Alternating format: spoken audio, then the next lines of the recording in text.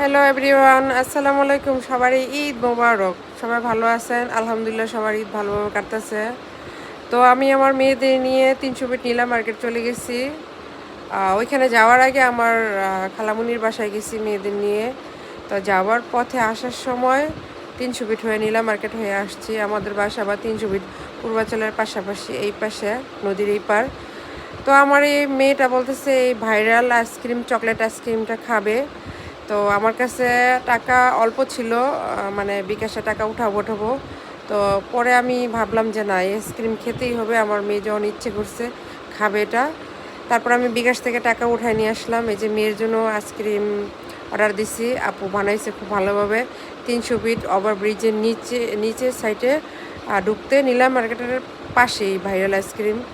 খুবই আমার মেয়েদের খুবই মিষ্টি ভালো লাগছে।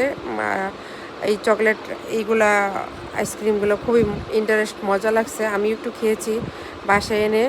তো আপনারা গেলে ৩০০ ফিট এই আইসক্রিমটা খাবেন, ভালো লাগছে আমার কাছে। আপনাদের কাছে কেমন লাগে জানি না। তো কেমন হয়েছে আইসক্রিম, বাসায় নিয়ে এসেছি, সবাই একটু কমেন্টস করে জানাবেন। এই যে আমার দুই মেয়ের জন্য দুইটা নিছি, এটা একটা ফ্লেভার, ওই পাশে আরেকটা ফ্লেভার।